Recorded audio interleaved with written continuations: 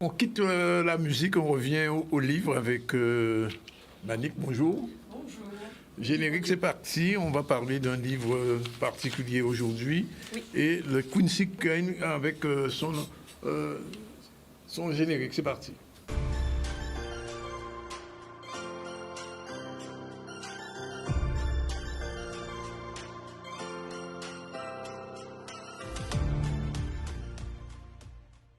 Maman cherche le secret. Les bœufs tranquilles hochent la tête en souriant. Ils ne connaissent pas le secret. Les mangues pèsent lourd aux branches feuillues des manguiers. Leurs joues rougissent. Elles ne connaissent pas le secret.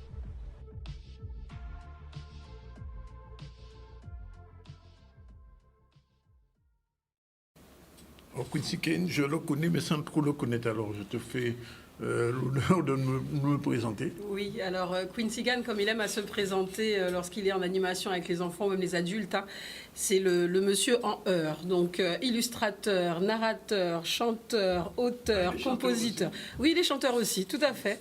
D'ailleurs, il avait un showcase hier soir au comptoir des vins. Donc il est en Guadeloupe, puisque normalement Quincy réside sur Montpellier.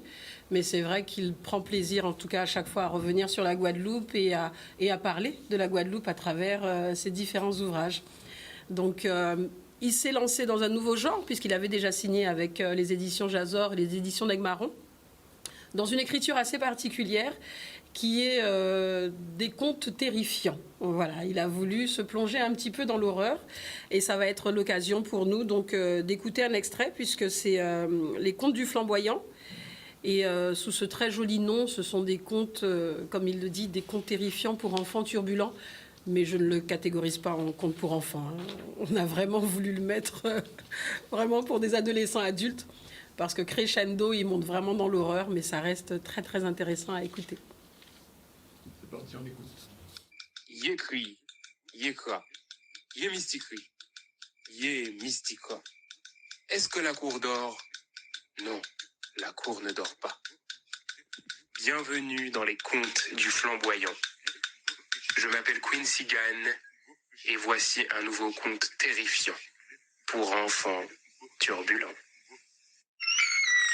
Il y avait dans la commune du Moule, non loin de l'habitation Zévalos, une femme qui vivait seule.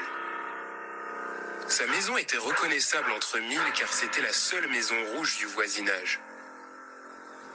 Cette femme avait beau être seule, elle avait pourtant toujours l'air de converser avec quelqu'un. Mais comme les gens qui passaient devant sa maison ne voyaient qu'une vieille femme parlant toute seule, ils lui avaient très vite trouvé un surnom. Tous l'appelaient la folle du Moule.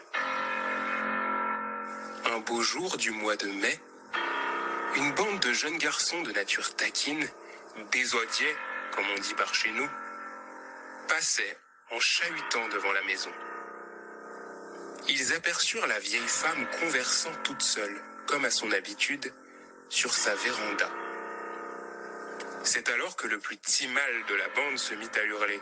« Eh, femme folle, ou pas voir c'est pour ces pieds bois là au capalé? Pas ni pour mon neveu, rentrer à Kazao. » Ce qu'on pourrait traduire par « Eh, la folle, tu vois pas que tu parles aux arbres? Il n'y a personne à côté de toi. Rentre chez toi. » À ces mots, la folle du Moule fixa le jeune garçon avec un regard démoniaque. Ce dernier se figea net.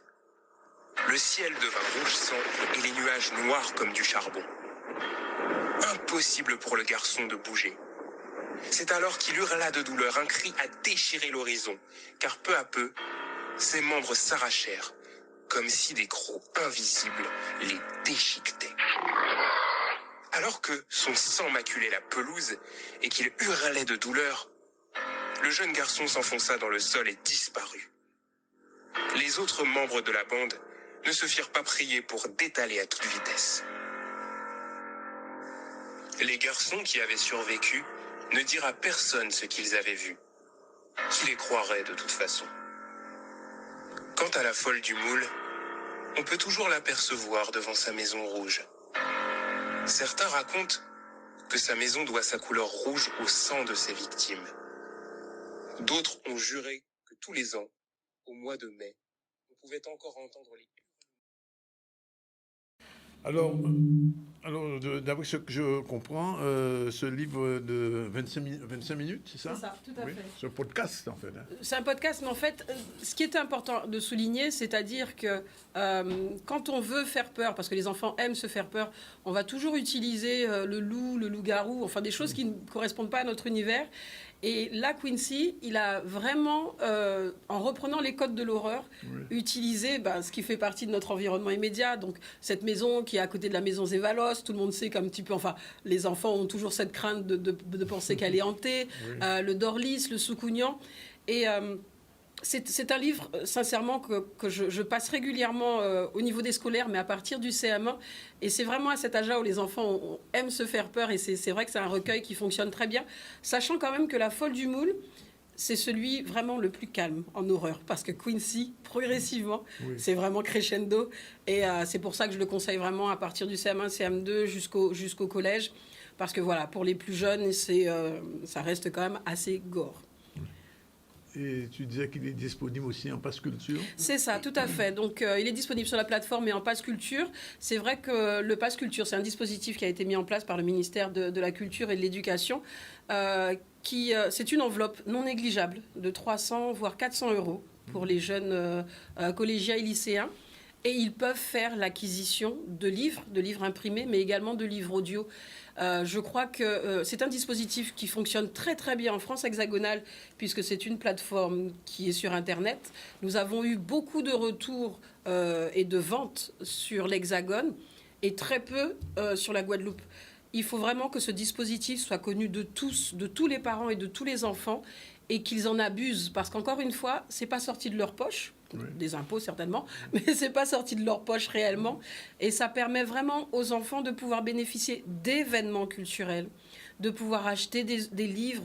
Il y a également la possibilité d'acheter des jeux, mais on est sur c'est limité, puisque ce sont des jeux, et également la possibilité d'acheter des livres audio. Donc j'invite tous les parents, là on est sur la sortie, mais vraiment à la rentrée, de se rapprocher des établissements scolaires, au collège et au lycée, pour savoir comment fonctionne le dispositif Passe Culture, afin que les enfants puissent abuser de la culture, réellement. C'est gratuit.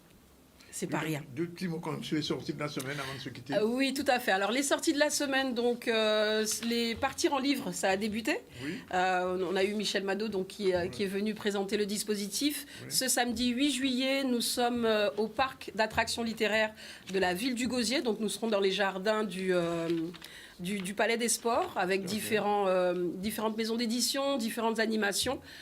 C'est vraiment l'occasion, en tout cas pour tous et tous en Guadeloupe, de se rapprocher des médiathèques du territoire, parce qu'il y aura des animations, des rencontres auteurs sur tout le territoire de la Guadeloupe.